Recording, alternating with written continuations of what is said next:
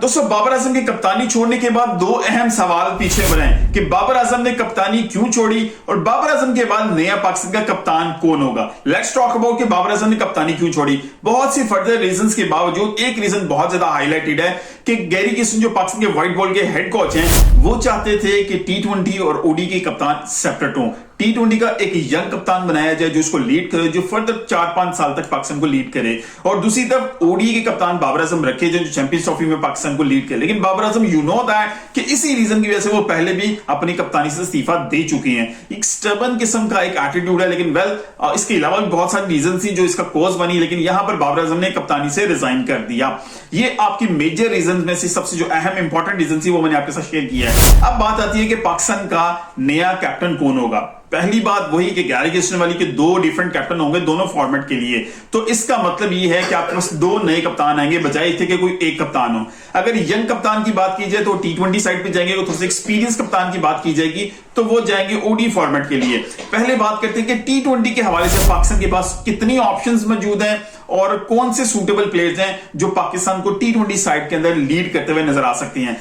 सबसे पहले बात है कि पाकिस्तान के पास जो भी इस वक्त ऑप्शंस मौजूद है उनमें से कोई भी सूटेबल नहीं है, क्योंकि पाकिस्तान के पास कोई भी रेडीमेड तैयार जो है कप्तान मौजूद नहीं है। सबसे ज्यादा नाम लिया जा रहा है मोहम्मद हारिस का, जिन्होंने पाकिस्तान ए को भी लीड किया, डोमेस्टिक के अंदर भी कप्तानी की है उन्होंने, अभी चैंपियंस कप में भी कप्तानी की, बाबर आजम उनके अंडर खेले हैं, तो उनका तो नाम लिया जा रहा है। लेकिन उनके लिए सबसे बड़ी हर्डल ये है कि वो खुद इनकंसिस्टेंट है अबाउट हिज परफॉर्मेंस, और जब भी कोई क्रंच मूवमेंट आता है तो उनकी जो शॉट्स होती हैं, जो सिलेक्शन ऑफ शॉट है वो बड़ी अजीबोगरीब सी हैं। वो 360 डिग्री का उन्होंने जो वर्ल्ड कप में साउथ अफ्रीका के खिलाफ बैटिंग की थी वो शायद वो अपने माइंड से उसको नहीं निकाल सके अभी तक। वो हर जगह पे रैश शॉट मार के अक्सर आउट होते हैं बड़ी इंपॉर्टेंट पोजीशन के ऊपर। तो ये बहुत बड़ा कंसर्न है, सेटबैक है उनके लिए कि as a captain Pakistan team को ज्वाइन करने के लिए, क्योंकि अगर वो कप्तान बनते हैं तो क्वेश्चन ये रहेगा कि क्या वो खुद रिस्पॉन्सिबल है, क्योंकि कप्तानी का जो एक टैग है वो बड़ा रिस्पॉन्सिबल टैग है। उसमें आपने पूरी टीम को लेके चलना होता है और टीम को मुश्किल हालात से निकालना होता है।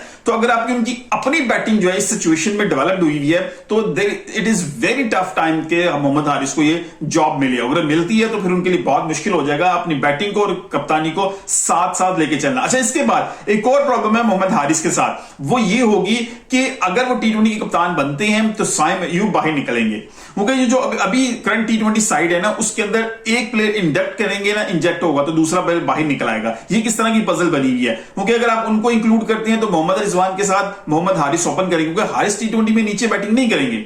उन्होंने पहले भी पीएसएल में बताया था कि वो ओपनर प्लेयर हैं, वो ओपन खेलेंगे। तो अगर वो टी20 में ओपन करते हैं तो फिर या तो फिर साइम अयूब को रिटेन किया जाएगा तो मोहम्मद रिजवान को नीचे भेजा जाएगा। मोहम्मद रिजवान को वन डाउन पे भेजते हैं तो बाबर आजम कहां जाएंगे? फखर जमान भी वहां पे फखर जमान भी मौजूद है। तो सिचुएशन बड़ी जबरदस्त डेवलप हो चुकी है कि यहां पर अगर एक प्लेयर इंजेक्ट किया जाता है एज ए कप्तान तो फिर यहां से वो दूसरा प्लेयर बाहर निकलेगा। फिर दूसरा नाम लिया जा रहा है साइम अयूब के वाले से, और साइम अयूब के भी अपनी परफॉर्मेंसेस कुछ नहीं है और साइम अयूब इनएक्सपीरियंस्ड है, उनके पास कप्तानी का कोई तजर्बा नहीं है। तो इस तरह का ब्लंडर पाकिस्तान को तो बिल्कुल नहीं करना चाहिए, सोचना भी नहीं चाहिए। लेकिन आवाज उनके लिए उठाई जा रही है साइम अयूब के हवाले से। अगर उनको भी इंडक्ट करते हैं तो इसका मतलब हारिस फिर टीम में नई जगह बनाएंगे, सिचुएशन फिर वहां पे यहां पे यही रहेगी। अब तीसरी ऑप्शन पाकिस्तान के क्या बचती है? शहीनशाह अफरीदी। शहीनशाह अफरीदी जो कि बड़े एक्सपीरियंस्ड हैं, लाहौर कलंदर को 2 दफा टाइटल जितवाया एज ए कैप्टन, उन्होंने पाकिस्तान साइड को 1 दफा लीड भी किया न्यूजीलैंड के अलावा। न्यूजीलैंड के अंदर आल्दो के 4-1 से पाकिस्तान सीरीज आ रहा था, लेकिन इसी बोर्ड ने इनको कप्तानी से हटा के बाबर आजम को कप्तानी दी थी इस टी20 वर्ल्ड कप के लिए। तो हाउ इज इट पॉसिबल कि ये अपना थूका हुआ फिर चाटें? और सबसे बड़ी बात यह है कि किसी भी फास्ट बॉलर को इस वक्त कप्तान बनाना सूटेबल नहीं है, क्योंकि वर्कलोड के हवाले से बहुत से कंसर्न्स रहे हैं फास्ट बॉलर के लिए। इस वजह से शहीनशाह अफरीदी को रिमूव करते हुए ये मेजर कंसर्न बताया गया था कि उनको वर्कलोड को मैनेज करने के लिए उन्हें कप्तानी से हटाया जा रहा है। अच्छा, इसके बाद जो आपके पास चौथी और आखिरी ऑप्शन बचती है वो है शादाब खान। जी हाँ, ये बहुत ज्यादा इंपॉर्टेंट नाम है, क्योंकि अगर पिछले आप मोहम्मद हारिस को देखें, इनकंसिस्टेंसी उनमें भी, साइम अयूब इनएक्सपीरियंस इनकंसिस्टेंट है, अभी तक कोई 50 भी नहीं किया उन्होंने टी20 के अंदर। शहीनशाह अफरीदी वर्कलोड के हवाले से बहुत ज्यादा कंसर्न है उनके ऊपर। अब आखिरी ऑप्शन जो बड़ी सूटेबल बचती है वो शादाब खान का नाम है। अगर आप उनके एक्सपीरियंस की बात करें, एक्सपीरियंस के बाद मौजूद है, पीएसएल में बड़ी जबरदस्त कप्तानी उन्होंने किया है, फाइनल तक लेके गए, रिजवान के खिलाफ पीएसएल का टाइटल उन्होंने लास्ट उठाया, फिर उसके बाद अभी चैंपियंस कप में उन्होंने टाइटल उठाया। और इसके अलावा बैट्समैन भी बड़े जबरदस्त हैं। बैटिंग के हवाले से कहीं पाकिस्तान मुश्किल में फंसता है तो वो अच्छी बैटिंग कर सकते हैं, अप द ऑर्डर कर सकते हैं, डाउन द ऑर्डर कर सकते हैं। स्पिन बॉलिंग उनकी बड़ी जबरदस्त है। उसके बाद फील्डर वो बहुत जबरदस्त है। ये तमाम इंग्रेडिएंट्स उनके अंदर मौजूद है जो एक अच्छे कप्तान के लिए होनी चाहिए। लेकिन कंसर्न सिर्फ ये है कि वो इस वक्त खुद आउट ऑफ फॉर्म है। उनकी बॉलिंग जो मेन उनका जो डिपार्टमेंट है बॉलिंग का, उसकी वजह से आउट ऑफ फॉर्म है।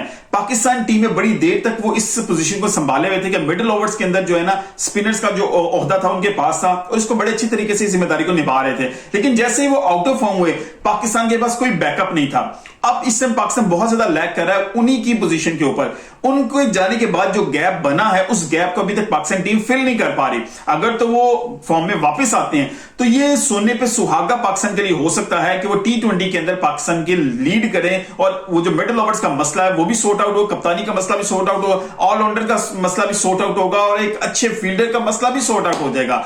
तो बहुत से मसले सॉर्ट आउट हो जाते हैं अगर वो अपनी बॉलिंग में दोबारा वापस आते हैं। क्योंकि अभी डोमेस्टिक के अंदर वो रेड बॉल क्रिकेट पे बहुत मेहनत कर रहे हैं। क्योंकि red ball cricket everybody knows that कि यार वो बैट्समैन हो या बॉलर हो, उसके लिए बहुत इंपॉर्टेंट है खेलते रहना अपनी स्किल्स को इंप्रूव करने के लिए।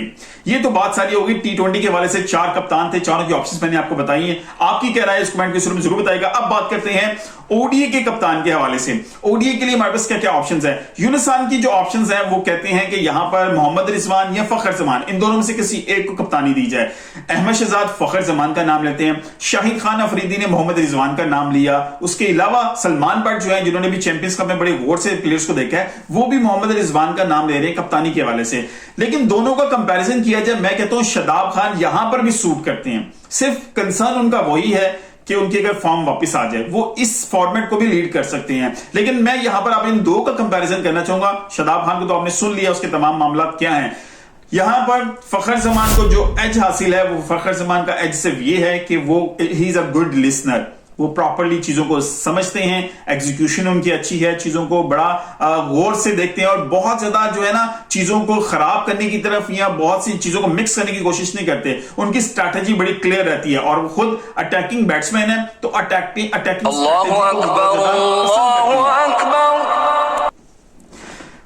अटैकिंग स्ट्रेटेजी को बहुत पसंद करने के। इसके अलावा अब फखर जमान को जो बैकड्रॉ है उनकी एज है, 34 इयर्स उनकी एज है इस वक्त और अगले 1-1.5-2 साल मजीद उनकी क्रिकेट को 36-37 के पास आप खत्म हो जाती क्रिकेट आपकी।